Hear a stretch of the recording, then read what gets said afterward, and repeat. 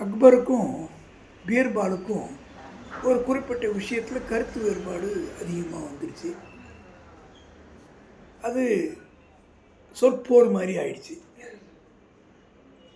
பொதுவாக மன்னராக இருந்தாலும்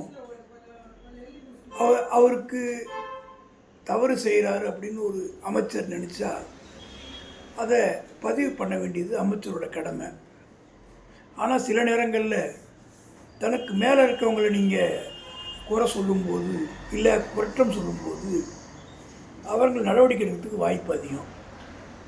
இந்த நிலையில் அடுத்த நாள் அரசவைக்கு போனால் மகாராஜா தனக்கு தண்டனை கொடுத்துருவார். மேற்கொண்டு இதை பற்றி பேசினா தண்டனை கொடுத்துருவார், இல்லை நாடு கடத்திடுவார். நம்ம பாதுகாப்பாக வேறு எங்கேயாவது போய் கொஞ்ச நாள் இருந்துட்டு வரலான்னு டெல்லியிலேருந்து ஒரு 200 கிலோமீட்டர் தள்ளி ஒரு சிறு நகரத்தில் போய் இருந்துட்டு வரலான்னு பீர்பால் போகிறாரு. அந்த ஊர் கடத்திற வழியாக போகும்போது ஒருத்தன் 4 ஆலோசனை இருக்குது, ஒரு ஆலோசனைக்கு 100 ரூபாய் விலை, வேணுங்கிறவங்க கேட்டு தெரிஞ்சுக்கிங்க அப்படின்னு சொல்லிகிட்டு இருந்தான். பீர்பாலுக்கு என்னதான் அந்த ஆலோசனை தெரிஞ்சுக்கணும் அப்படிங்கிற ஆர்வம் வந்தது. 100 ரூபாயை கொண்டு கொடுத்தார், 100 வெள்ளியை கொடுத்தார் அந்த ஆள்கிட்ட. அவர் சொன்னார், சின்ன பிரச்சனையோ பெரிய பிரச்சனையோ எல்லாத்தையும் ஒரே மாதிரி தான் நீங்கள் பார்க்கணும், சின்ன பிரச்சனை நினைக்கக்கூடாது, எல்லாத்தையுமே பெரிய பிரச்சனை எப்படி பார்க்குறீங்களோ அதே மாதிரி தான் அணுகணும்னு ஒரு ஆலோசனை சொன்னார். பீர்பாலுக்கு ரொம்ப பிடிச்சி போச்சு. ஸோ பிரச்சனைகள் எல்லாத்தையுமே ஒரே மாதிரி பார்க்கணுன்னு கரெக்டாக சொல்லியிருக்காரு. நல்ல அறிவாளியாக இருக்கார். அடுத்ததையும் தெரிஞ்சுக்கணுன்னு இன்னும் ஒரு 100 வெள்ளி காசை கொடுத்தாரு. இதை வாங்கின உடனே அந்த ஆள் சொன்னார், யாருடைய குறையும் குற்றத்தையும் அடுத்தவங்கள்ட்ட சொல்லிடாதீங்க. அதாவது யார்கிட்டையாவது ஒரு குறை குற்றம் நீங்கள் பார்த்து வச்சிட்டிங்கன்னா அதை இன்னொருத்தர்கிட்ட புறம் பேசாதீங்க அப்படின்னாரு.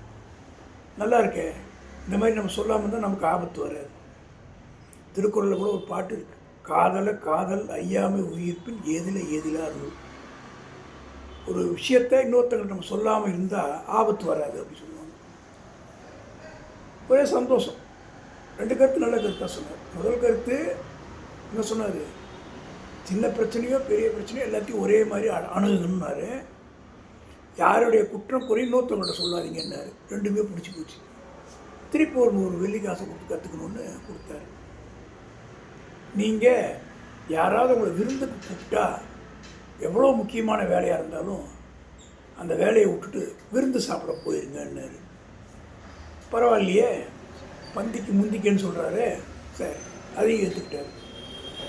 அதுவும் பிடிச்சி போச்சு. திரும்ப ஒரு 100 வெள்ளி காசு கொடுத்தாரு. கடைசியாக ஒன்று நான் சொல்கிறேன், நல்லா மனசில் வச்சுக்கோங்க. நான் முதல்ல 3 வரைக்கும் சொல்லியிருக்கேன். ஒன்று சின்ன பிரச்சனையோ பெரிய பிரச்சனையோ ஒரே மாதிரி அணுகுங்க. யாருடைய குறைய குற்றத்தையும் வெளியில் யார்கிட்டையும் சொல்லாதீங்க. யாராவது விருந்துக்கு கூப்பிட்டா அவசியம் போயிடுங்கன்னு. 4வதா, யார்கிட்டையும் அடிமையாக வேலை செய்யாதீங்க அப்படின்ட்டு. 4மே அவருக்கு பிடிச்சி போச்சு பீர்பால். பரவாயில்ல, 400 வெள்ளி கொடுத்தாலும் நல்லதை, அதாவது வள்ளுவர் சொல்வார், நல்ல விஷயத்தை கொடுத்தாது கற்றுக்கணுன்னுவார், நல்லவங்களை கொடுத்தாது ஃப்ரெண்டாக்கிக்கணுன்னுவார், சரியில்லாதால கொடுத்தாது வெளியில் அனுப்பிச்சிடணுன்னுவார். ஆக நல்ல விஷயம் கற்றுக்க அந்த காலத்துலேயே பீர்பால் டியூஷன் போயிட்டார். படிச்சுட்டு ஒரு மரத்தடியில் படுத்திருந்தார். அந்த நாட்டோட சிற்றரசன் ஒரு குதிரையில் வந்தான்.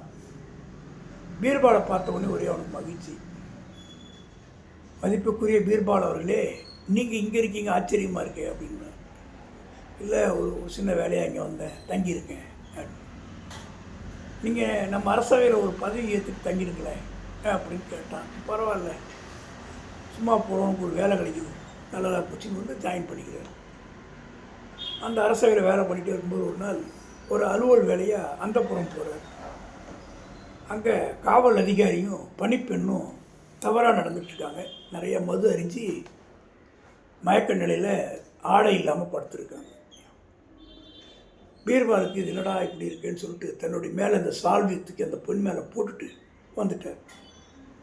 அவங்களுக்கு நினைவு வந்து எழுந்த உடனேயும் சால்வை பீர்பால்னு தெரிஞ்ச உடனே இது ராஜாட்ட ஏதாவது கம்ப்ளைண்ட் பண்ண நமக்கு வேலை போயிடும், பிரச்சனையாடுன்னு அந்த பொண்ணு நேராக ராஜாவை பார்த்து, நான் வந்து வேலையாக இருக்கும்போது பீர்பால் வந்து எனக்கு எடுத்துட்டாரு, அதுக்கு சாட்சி அவருடைய சால்வுன்னு கொடுக்குறாங்க. அரசருக்கு கோபம், விசாரிக்கணும், விசாரிக்க முடியாத ஆள், கொஞ்சம் பெரிய எடுத்தாள். சரி, நம்ம விசாரிக்காமல் சத்தம் இல்லாமல் காலி பண்ணிடலான்னு ஒரு கடிதத்தை எழுதி பீர்பாலை கூப்பிட்டு இதை சேனாதிபதிகிட்ட கொடுத்துருங்க அப்படின்னு கொடுத்துருக்காரு.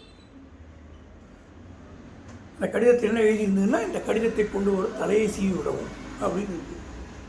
கடிதத்தில் என்ன எழுதியிருக்குன்னு பீர்பாலுக்கு தெரியாது. அவர் அதை எடுத்துக்கிட்டு போய்கிட்டே இருக்கார் சேனாதிபதி கூட்டத்துக்கு. போகிற வழியில் ஒரு காவல் அதிகாரி வணக்கம் சொல்கிறார். இவர் திரும்ப வணக்கம் சொல்லிட்டு இருக்கும்போது வேற ஒருத்தர் வந்து, ஐயா பெரியவரே வணங்குறேன், எங்கள் வீட்டில் ஒரு விருந்து, நீங்கள் வந்து சாப்பிட வரணும்னு பீர்பாலை கூப்பிட்றாரு.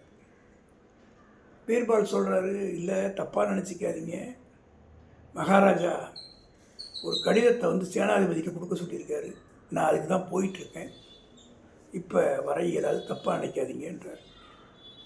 அதை சொல்லும்போது அந்த காவல் அதிகாரி அங்கே நிற்கிறவர், பிரபு நீங்கள் எதுக்கு சிரமப்படுறீங்க, அந்த கடிதத்தை கொடுங்க, இதோ நம்ம காவல் அதிகாரி இன்னொருத்தர் இருக்கார், இவர்கிட்ட கொடுத்தமிச்சா சேனாதிபதிக்கு கொடுத்துருவார், நீங்கள் விருந்துக்கு போங்க அப்படின்றார். சரி, நமக்கு அந்த ஆள் சொல்லி கொடுத்தான், யாராவது விருந்து கூப்பிட்டா வரமாட்டேன்னு சொல்லக்கூடாதுன்னு சொல்லியிருக்கான். சரின்னு சொல்லிட்டு கடிதத்தை அந்த காவல் அதிகாரிட்ட கொடுத்துட்டு விருந்துக்கு போயிட்டார் சாப்பிட பீர்பால். சாப்பிட்டே இருக்கும்போது சேனாதிபதி ஒரு தட்டில் ஒரு ஆளோட தலையை வச்சு எடுத்துக்குவார். அந்த பீர்பாலை கும்பிட்டு, பிரபு வணக்கம், நீங்கள் கொடுத்தமிச்ச கடிதத்தை எடுத்துகிட்டு வந்தவரை தலையை வெட்டிட்டேன், அந்த தலை தான் இது, மன்னர்கிட்ட வந்து நீங்கள் மன்னர் சொன்ன வேலையை முடிச்சுன்னு நீங்கள் சொல்லிட்டு நல்லாயிருக்கும் அப்படின்னு. ரொம்ப சந்தோஷம் கொடுப்பா அப்படின்ட்டு அந்த தலையை எடுத்துகிட்டு போய் மன்னர் காலில் வச்சார். மன்னருக்கு ஒரே அதிர்ச்சி, நான் உன் தலையை தானே வெட்ட சொன்னேன், காவல் அதிகாரி தலை எப்படியா வெட்டாச்சு அப்படின்னு கேட்டார். உடனே பீர்பால் சொன்னார், அரசன் தவறு செய்யலாம், ஆண்டவன் தவறு செய்ய மாட்டார், அந்த பணிப்பெண்ணோட தவறு செஞ்சது இந்த காவல் அதிகாரி, அதனால் கடவுளே வந்து இவருடைய தலையை வெட்டிட்டார் அப்படின்னு. ஒன்று அந்த சிற்றரசன் வந்து மன்னிப்பு கேட்டான், நான் விசாரிக்காமலே தீர்ப்பு எழுதினது தவறு, என்னை மன்னிச்சிருங்க அப்படின்னா. நீ மன்னிப்புலாம் கேட்க வேணாம், நான் இனிமேல் இங்கே இருக்க தயாராக இல்லை, நான் கிளம்புறேன் அப்படின்னு கிளம்பினார். இல்லை இது சக்கரவர்த்திக்கு தெரிய வேணாம், நான் ஏன் சொல்லலை, இங்கே நடந்ததை நான் சொல்ல மாட்டேன், நான் அதுக்கு பாடம் படிச்சிருக்கேன், எந்த குறையும் குற்றத்தையும் அடுத்தவங்க சொல்லக்கூடாதுன்னு பாடம் படிச்சிருக்கேன், நான் சொல்ல மாட்டேன்னு. பீர்பாலுக்கு தேவையான பணத்தை கொடுத்து ஒரு குதிரையில் பீர்பாலை தில்லிக்கு அனுப்பிச்சி வைக்கிறார். சக்கரவர்த்தியை போய் பார்க்குறார் பீர்பால், ஒரே சந்தோஷம் சக்கரவர்த்திக்கு, வந்து கட்டி தழுவிக்கிறார். இதுலேருந்து ஒரு 400 வெள்ளி கொடுத்து பாடம் படித்ததில் பீர்பாலோட உயிர் பிழைச்சிது. அதனால் எந்த நல்லதும் எப்போ வேணாலும் வரும், அதை நம்ம புரிஞ்சுக்கிட்டு ஏற்றுக்கிட்டால் வாழ்க்கை இனிமையாக இருக்கும்.